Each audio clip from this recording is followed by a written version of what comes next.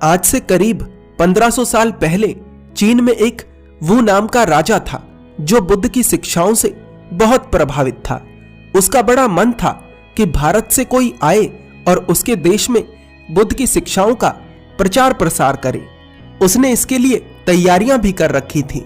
ये तैयारियां कई वर्षों तक चली, लेकिन उसका इंतजार ऐसे का ऐसा ही रहा। कोई भी भिक्षु उसके देश में प्रचार प्रसार के लिए नहीं गया। समय बीतता गया और देखते ही देखते राजा की उम्र 60 वर्ष हो गई, यानी राजा बूढ़ा हो गया। फिर एक दिन उसके पास संदेश आया कि 2 प्रबुद्ध भिक्षु हिमालय पार कर कर चीन आ रहे हैं। यह खबर सुनकर राजा की खुशी का ठिकाना ना रहा। उसकी प्रजा भी बहुत प्रसन्न हुई। राजा तुरंत अपने सैनिकों के साथ अपने राज्य की सीमा पर पहुंच गया और उन 2 भिक्षुओं का इंतजार करने लगा। कभी कभी कुछ अच्छा मिलने में थोड़ा समय लगता है। ऐसा ही कुछ उस राजा के साथ भी हुआ था। कुछ दिन बाद राज्य की सीमा पर 2 भिक्षु नजर आए। ये थे बोधि धर्म और उनके शिष्य। जो लोग बोधि धर्म के बारे में नहीं जानते, वो ऊपर आई बटन में एक वीडियो है, उसे जाकर देख सकते हैं। बोधि धर्म का जन्म दक्षिण भारत में पल्लव राज्य के राज परिवार में हुआ था। वे कांचीपुरम के राजा के पुत्र थे, लेकिन छोटी आयु में ही उन्होंने राज्य छोड़ दिया था और भिक्षु बन गए थे। 22 साल की उम्र में जब वे प्रबुद्ध हुए तो उन्हें बुद्ध का ज्ञान फैलाने के लिए चीन भेजा गया। जब बोधि धर्म और उनका शिष्य चीन की सीमा पर पहुंचा तो उन्होंने देखा कि राजा और उसके सैनिक उनका पहले से ही इंतजार कर रहे हैं। राजा वू बोधि धर्म और उनके शिष्य को देखकर थोड़ा निराश हुआ, क्योंकि उसकी अपेक्षा थी, उसे लगता था कि कोई ऐसा गुरु आएगा जो बहुत ज्ञानी होगा, लेकिन ये तो महज 22 साल का लड़का था। राजा ने बिना बात की जड़ तक पहुंचे निष्कर्ष निकाल लिया था। ये गलतियां अक्सर लोग करते हैं और पछताते हैं। राजा अपने चेहरे की निराशा को छुपाकर उन दोनों भिक्षुओं का स्वागत करता है। उन दोनों ही भिक्षुओं के चेहरे पर थकान साफ दिख रही थी। राजा उन दोनों ही भिक्षुओं को अपने शिविर में आमंत्रित करता है और उन्हें भोजन परोसता है। वे दोनों भिक्षु भोजन करना शुरू करते हैं। जब वे भोजन कर लेते हैं तब राजा उनसे कहता है, मुनिवर, मेरे मन में कुछ प्रश्न है, क्या मैं आपसे पूछ सकता हूँ? बोधि धर्म कहते हैं, अवश्य पूछो, क्या प्रश्न है तुम्हारा? राजा कहता है, मुनिवर, इस सृष्टि का स्रोत क्या है? बोधि धर्म राजा की ओर देखते हैं और हंसने लगते हैं और कहते हैं, यह तो बड़ा बेवकूफी भरा प्रश्न है, कुछ और पूछो। राजा को यह सुनकर बड़ा अपमानित महसूस होता है। दरअसल राजा के पास उसके सवालों की एक पूरी सूची थी जो उसने कई वर्षों में सोचे थे, और उसके पहले प्रश्न को ही बेवकूफी भरा प्रश्न कह दिया जाता है। राजा को थोड़ा क्रोध भी आता है, लेकिन वह किसी तरह से अपने आप को शांत करता है।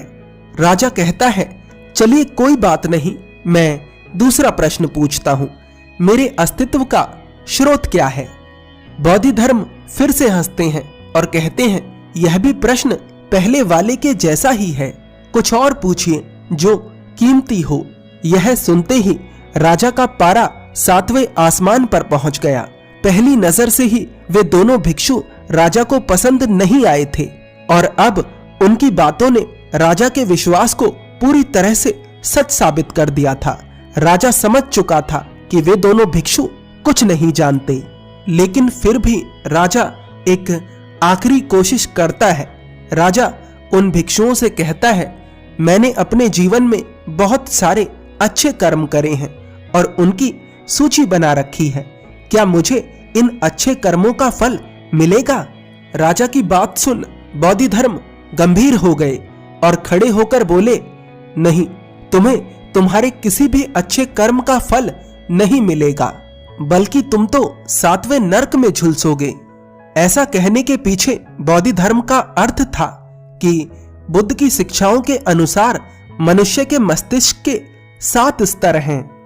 अगर कोई इंसान वह काम ना करे जो उस वक्त करना जरूरी है और उसकी बजाय कुछ और काम करता है, और यही नहीं वह उन सभी कामों का लेखा जोखा भी रखता है, तो इसका मतलब यह है कि ऐसे इंसान का मस्तिष्क सबसे नीची किस्म का है।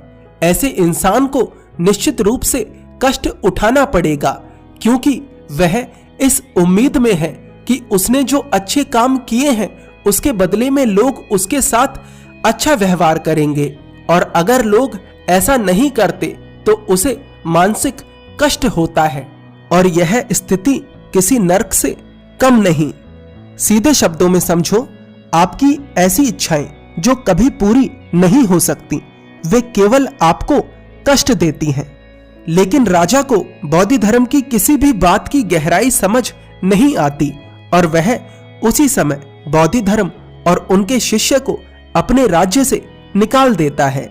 कभी कभी अवसर हमारे सामने होता है, लेकिन हम उसे अपनी मूर्खता के कारण देख नहीं पाते।